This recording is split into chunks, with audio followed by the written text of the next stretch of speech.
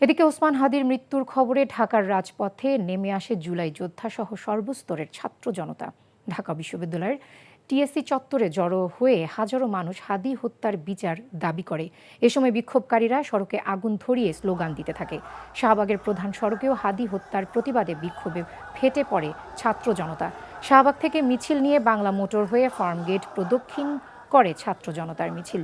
বিক্ষোভকারীরা এ সময় হাদি হত্যার সাথে পতিত আওয়ামী ফ্যাসিবাদ জড়িত রয়েছে উল্লেখ করে গণহত্যাকারী আওয়ামী লীগেরও বিচার দাবি করেন।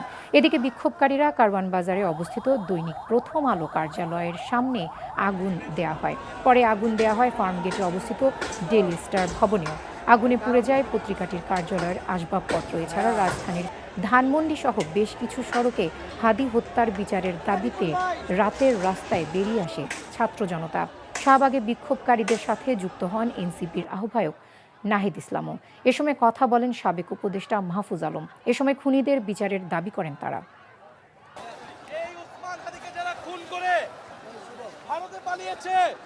তাদেরকে ফেরত দিতে হবে। তাদেরকে ফেরত দেওয়ার আগ পর্যন্ত ভারতের সাথে আমাদের কোনো ধরনের সম্পর্ক থাকতে পারে না। এবং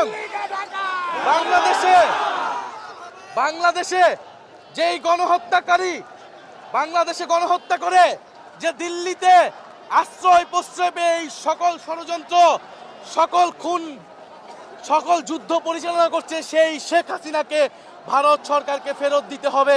আমাদের এবারের লড়াই, আমাদের পক্ষ থেকে প্রথম দাবি হচ্ছে শরীফ ওসমান হাদির খুনিদেরকে যে কোনো মূল্যে অতি দ্রুত সময়ে ভারত থেকে ফেরত পাঠাতে হবে। এটা হচ্ছে বেসিক, এইটার বাইরে আমরা যাব না। আজকে এই যে অস্থিতিশীল পরিবেশটা তৈরি করা হয়েছে, এটা আমরা অবশ্যই কোনোভাবেই স্বাভাবিক কোনো বিষয় হিসেবে দেখছি না। আমরা মনে করি ওসমান হাদির মৃত্যু শুধু বাংলাদেশের জন্য ক্ষতির কারণ হয় নাই, এটা সমগ্র বাংলাদেশের স্বাধীনতার জন্য একটি ক্ষতির কারণ হয়ে গেছে। রাষ্ট্রের লোক কি জানে না যে আমার ভাইয়ের উপরে হামলা হবে? দেশের যারা বিপ্লবী তাদেরকে গুলি করে মারে। আমাদের স্বরাষ্ট্র উপদেষ্টা মহোদয় তিনি হয়তো মনে হয় জানেন না। এই মুহূর্তে রাজধানী শাহবাগে রয়েছেন সহকর্মী জোবায়ের প্রধান। সরাসরি চলে যাচ্ছি তার কাছে। জোবায়ের, হাদির মৃত্যুর এনসিপি সহ অন্যান্য সংগঠনের নেতা কর্মীদের বিক্ষোভ নিয়ে আপনার কাছে কি খবর আছে?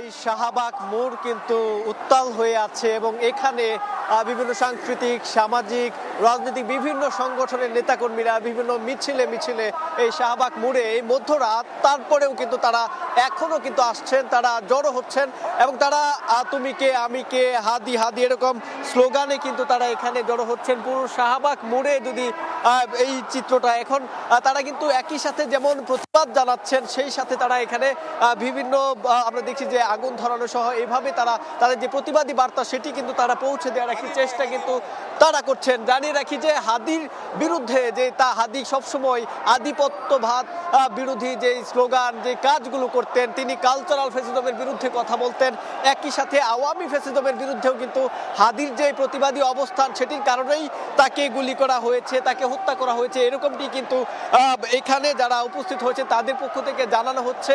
একই সাথে তারা বলছেন, আমরা দেখছি যে হাদির এই যে হাদিকে গুলি করে হত্যা করা হয়েছে গত শুক্রবার, আজকেও শুক্রবার এবং এক সপ্তাহ এই যে পার হলো, তিনি এই সময়টাতে কিন্তু বিভিন্ন সংকটাপন্ন অবস্থায় ছিলেন। তাকে এভার কেয়ারে নেওয়া হয়েছিল, তারপরে সেখান থেকে উন্নত চিকিৎসার জন্য সিঙ্গাপুরে নেওয়া হয়েছে এবং আজকে গতকালকে 9:35 তাকে মৃত্যুর যে ঘোষণা সেটি হয়েছে এবং সেই ঘোষণার সাথে সাথেই আমরা দেখেছি এই শাহবাগ মোড়ে তাদের যে স্বতঃস্ফূর্ত উপস্থিতি, বিভিন্ন সংগঠন, সাংস্কৃতিক, সামাজিক, রাজনৈতিক সংগঠনের নেতৃবৃন্দ এবং কর্মী যারা রয়েছে তাদের উপস্থিতি কিন্তু রয়েছে। একই সাথে টিএসসি এলাকায় আমরা দেখেছি রোকেয়া হলের শিক্ষার্থী, মেয়ে শিক্ষার্থী যারা, তাদেরও সেখানে স্বতঃস্ফূর্ত উপস্থিতি রয়েছে।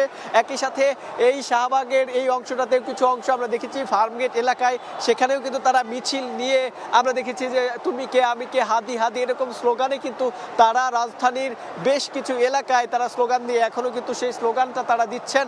এবং এখনকার যে চিত্র শাহবাগ এলাকায় আমরা দেখছি যে যত সময় গড়াচ্ছে তত কিন্তু আরো উপস্থিতির সংখ্যা কিন্তু বাড়ছে।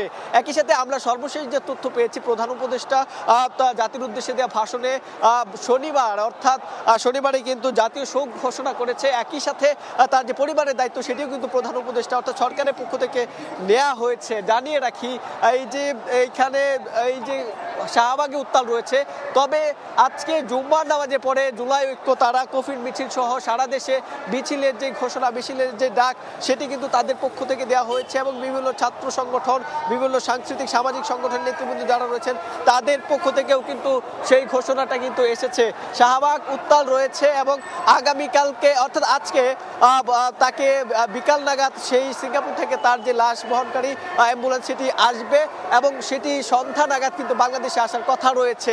এই মুহূর্তে শাহবাগের অবস্থা উত্তাল রয়েছে, মানুষজন জড়ো হচ্ছেন এবং তাদের যে প্রতিবাদী অবস্থান সেটি কিন্তু জানাচ্ছেন। তো শাহবাগ থেকে এই ছিল আমার কাছে সবশেষ।